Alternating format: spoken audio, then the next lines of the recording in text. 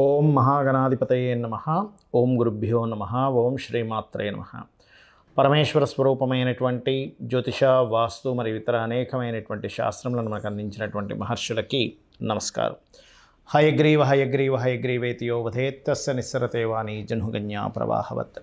అరుణాం కరుణాతరంగితాక్షీం ధృతపాశాంకుశపుష్పబాణచాపాం అనిమాదిభిరావృతాం మయూకైః అహమిత్యేవ విభావయే భవానీం. శ్రీమాత్రే నమః. ప్రేక్షకులకి ఆ లలితాంబిక అమ్మవారి యొక్క అనుగ్రహం పరిపూర్ణంగా కలగాలని మనస్ఫూర్తిగా కోరుకుంటూ మనం ఈరోజు ఏప్రిల్ మాసంలో 12 లగ్నాల వారికి గుర్తుపెట్టుకోండి. లగ్నం తెలియని వారు రాశిని చూసుకోవచ్చు. ఏ విధంగా ఉండబోతుంది, ఏ విషయాల పట్ల జాగ్రత్త వహించాలి, ఏ దేవత ఆరాధన చేసుకోవాలనేటువంటి విషయాలు చెప్తుంది నేనైనప్పటికీ కూడా చెప్పేస్తుంది సాక్షాత్ లలిత అమ్మవారిగా భావిస్తూ ఈ నెల గ్రహస్థితి ఎలా ఉంది అని చూసుకున్నట్లయితే మనకి మేషరాశికి అధిపతి అయినటువంటి కుజుడు మూడో తేదీ నుంచి ఏప్రిల్ 3 నుంచి నీచంలోకి వెళ్తున్నాడు కర్కాటకంలో. వృషభంలో గురువు, అదేవిధంగా కన్యలో కేతువు. రవి మేషంలో 14వ తేదీ నుంచే మేషంలోకి మారుతాడు. 14వ తేదీ ముందుకి ఆ యొక్క శని, రాహువు, రవి, బుధ, శుక్ర పంచగ్రహ కూటమి నడుస్తూ ఉంటుంది. 14వ తేదీ నుంచి 4 గ్రహాలు కలిసి ఉంటాయి 12వ స్థానంలో.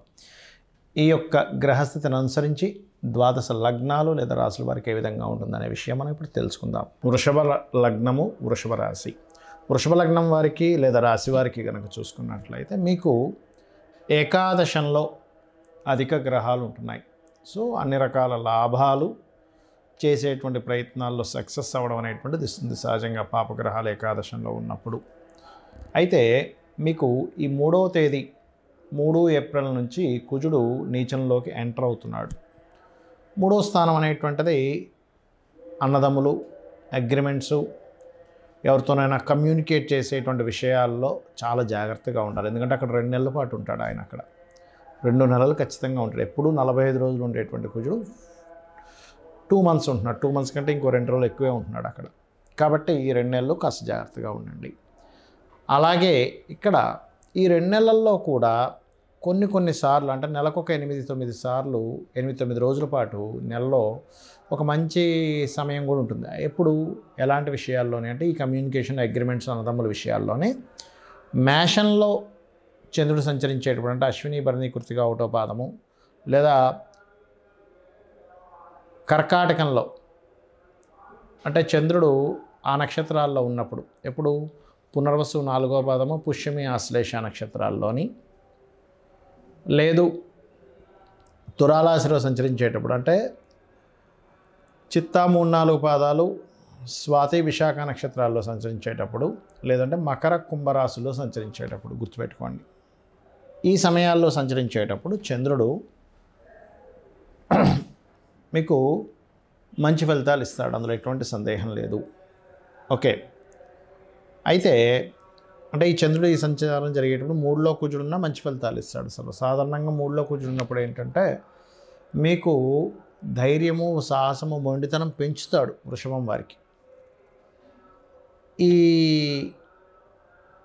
వృషభ లగ్నం వారికి ఈ సమయాల్లో భయపడకండి. మిగతా రోజులు మాత్రం అగ్రిమెంట్స్, కాంట్రాక్ట్స్ విషయంలో కొంత జాగ్రత్తగా ఉండండి.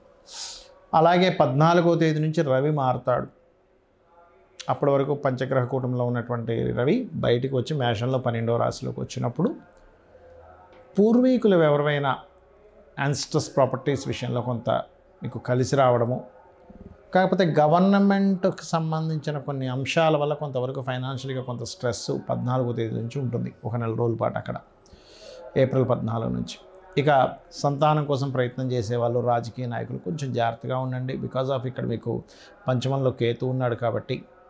ఇక అదేవిధంగా ఉద్యోగ సంబంధించిన విషయంలో కొంత గ్రోత్ ఉంటుంది, వ్యాపారాల్లో కూడా కొంతవరకు గ్రోత్ ఉంటుంది. కాకపోతే నిర్ణయాలు తీసుకునేటప్పుడు కాస్త గణపతిని తలుచుకొని నిర్ణయం తీసుకోండి. అన్ని విధాలా మీకు బాగుంటుంది. గణపతి ఆరాధన, విష్ణు ఆరాధన చేయండి, అన్ని విధాలా బాగుంటుంది మీకు. చాలామందికి ఈ కొత్త సంవత్సరం రాబోతుంది కదా, శ్రీ విశ్వవసు నామ సంవత్సరము. ఈ సంవత్సరంలో మేము ఏం చేస్తే ఇబ్బంది పడకుండా ఉంటాము, అయితే ఒక్కటి గుర్తుపెట్టుకోండి, చాలామంది ఏమంటున్నారంటే ఈ విశ్వవసునామ సంవత్సరం ప్రారంభంతోనే షష్టగ్రహ కూటమి దానివల్ల మొత్తం ఏదో రోగాలు వచ్చేస్తాయి, కరోనా కంటే భయంకరమైన రోగం వస్తుంది అంటున్నారు. కానీ అంత ఏమీ ఉండదు. ఏదైనా చిన్న చిన్నవి ఏమైనా వచ్చిపోతాయి, కానీ కరోనా కంటే భయంకరమైన రోగం అస్సలు రాదు. మీరు రాసి పెట్టుకోవచ్చు. ఒకటి.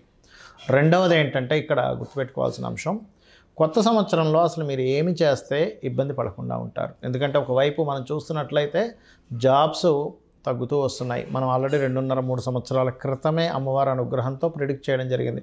జాబ్స్ సంబంధించినవి తగ్గుతూ వస్తుంటాయి. ఓన్గా చేసుకుంటుండాలి. ఏదైనా ఓన్గా మీకు మీరుగా ఏం చేసుకోగలరు పార్ట్ టైంలో, అప్పుడే మీకు ఫైనాన్షియల్ గ్రోత్ ఉంటుందని చెప్పుకున్నాం. అయితే ఇక్కడ నేను చెప్పేది ఒకటే, ఈ కొత్త సంవత్సరం మొదలుతో శని మార్పు వల్ల కొంతమందికి అర్ధాష్టమ శనులు, అష్టమ శనులు, ఏలినాటి శనులు వస్తూ ఉంటాయి. ఈ శని యొక్క ప్రభావం మీకు పాజిటివ్గా పనిచేయాలి అంటే ఒకటే గుర్తుపెట్టుకోండి, మీరు ఎట్టి పరిస్థితుల్లో కూడా మధ్యాహ్నం పూట నిద్రపోవడం చేయకండి. మీ పరిసరాలు నీట్గా ఉండేలా చూసుకోండి. ఇండ్లు కానీ ఆఫీస్ కానీ ధూళి దుమ్ము ఎక్కువ ఉండకూడదు. ఎక్కడైతే ధూళి దుమ్ము, బద్ధకము, నిద్రపోవడము, పోస్ట్పోన్ చేయడము, సరే వాళ్ళు చేద్దామని అనుకున్నది రేపటికి పోస్ట్పోన్ ఎవరైతే చేస్తూ ఉంటారో వాళ్ళకి ఖచ్చితంగా శని యొక్క ప్రభావం పెరుగుతుంది. దానివల్ల వాళ్ళు ఫెయిల్యూర్స్ ఎక్కువ చూస్తారు. ఒకటేంటంటే చాలామందికి ఉన్న అపోహ ఏంటంటే ఏలినాటి శని, అర్ధాష్టమ శని, అష్టమ శని అప్పుడు ఏ పని కాదనుకుంటారు. తప్పు. నేను మీకు గతంలో ఆల్రెడీ చాలా ఉదాహరణలు చెప్పాను. స్వర్గీయ ఎన్టీ రామారావు గారు కావచ్చు, చంద్రబాబు నాయుడు గారు కావచ్చు, జగన్ గారు కావచ్చు, ఎవరైనా సరే, పిఎం మోడీ గారి దగ్గర నుంచి కూడా అందరూ ఏలినాటి శనుల్లోనే పిఎంలు సీఎంలు అయ్యారని. కాబట్టి మిమ్మల్ని ఎక్కడా కూడా మీ విజయాన్ని ఆపదు, స్లో చేస్తుంటుంది అంతే. అది మెయిన్గా గుర్తుపెట్టుకోండి. అలాగే నిద్రపోకుండా ఉంటుండండి. మధ్యాహ్నం పూట రాత్రి సమయంలో పడుకోవచ్చు, దానికి అభ్యంతరం లేదు. కాకపోతే యువకులకి మాత్రమే ఇది. చిన్నపిల్లలకి, ముసలి వాళ్ళకి, రోగిస్తులకి, స్త్రీలకి ఇది సంబంధం లేదు. ఎందుకంటే వాళ్ళు పొద్దున్నే నిద్ర లేచి కొన్ని పనులు ఉంటాయి, కొంతమంది అనారోగ్య సమస్యలు ఉంటాయి. అలాంటి వాళ్ళకి ఏలినాటి శని, అర్ధాష్టమ శని, అష్టమ శని నడుస్తున్నా వాడికి ఏమి ఇబ్బంది ఉండదు. ఇక రెండో విషయం ఏంటంటే చాలామందికి ఈ సంవత్సరం ఏం చేస్తే కలిసి వస్తుంది అనేటువంటిది ఒక ఆలోచన ఉంది. ఎక్కువగా గణపతి ఆరాధన. ఎందుకంటే న్యాచురల్ 5th హౌస్లోకి కేతు వస్తున్నాడు. గణపతిని ఎంత ఆరాధిస్తే అంత బాగుంటుంది. నిత్యము ఇంట్లో దీపారాధన, పంచోపచార పూజతో పాటు ఒక ఆలయానికి, ఏదైనా మీకు ఇంటికి దగ్గరలో ఉండే ఆలయానికి రోజు వెళ్ళిరండి. 100% క్లియర్ అవుతుంది. దీంతోపాటు శనివారము లేదా మంగళవారము కొబ్బరికాయ కొట్టండి ఆలయానికి వెళ్ళి, ఖచ్చితంగా మార్పు వస్తుంది. అలాగే మరొక విషయం ఏంటంటే ఇక్కడ మీరు అర్థం చేసుకోవాల్సిన విషయము, ఈ గోవులు ఉంటాయి, గోశాలకు వెళ్ళి గోవులకి బెల్లము తినిపించండి. 100% మీకు శని ప్రభావం ఏదైనా ఉన్నా సరే పూర్తిగా తగ్గుతుంది. వీటితో పాటు మీకు అసలు మీ జన్మజాతకంలో ఏ మహాదశ నడుస్తుంది, ఏ అంతర్దశ నడుస్తుంది, దానికి ఎటువంటి పరిహార మార్గం చేసుకోవాలి, ఇవి మీరు బాగా అర్థం చేసుకోండి. ఇది పర్టికులర్గా చూసుకోండి. ఎవరైతే ఈ బెల్లం తినిపిస్తారో సకల దేవతల యొక్క అనుగ్రహం కలుగుతుంది. కాబట్టి ఇవి గనక పాటించగలిగితే మీకు ఒకవేళ ఏలినాటి శని, అర్ధాష్టమ శని, అష్టమ శని నడుస్తుంది, మీ కిందని పనిచేసే వారికి, పేదవాళ్ళకి ఏదైనా పంచుతూ ఉండండి. దేవతారాధనే చేయండి. ఈ పేదలకు సేవ చేయండి. ఇక్కడేమో దేవతా సంబంధించి చేయాలి, ఒకవైపు మానవ సేవ, మాధవ సేవ, కాబట్టి ఇవి కూడా చేయండి. ఖచ్చితంగా మీకు దాని యొక్క ప్రభావం అనేటువంటిది తగ్గుతుంది, గుర్తుపెట్టుకోండి.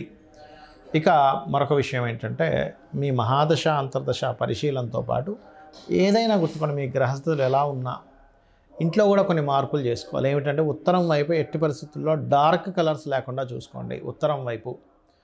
అలాగే మరొక విషయం ఏంటంటే ఇక్కడ డార్క్ కలర్స్ లేకుండా చూసుకోవడం, ఉత్తరంలో కంప్లీట్ వైట్ కలర్ ఉండేలా చూసుకోవడం, ఆగ్నేయంలో ఒక చిన్న గ్రీన్ బల్బ్ పెట్టుకోవడము.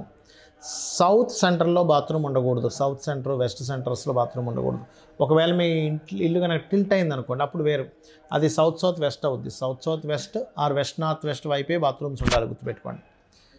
ఆ బాత్రూమ్స్ ఉండే పొజిషన్స్ తప్పు ఉండడం వల్ల మీకు కెరియర్లో గ్రోత్ తగ్గడము, బెనిఫిట్స్ రాకపోవడము, ధనం, చాలామంది ఇళ్లలో ఉత్తరంలో బాత్రూమ్స్ ఉన్నప్పుడు ధనం నిలవకపోవడం జరుగుతూ ఉంటుంది.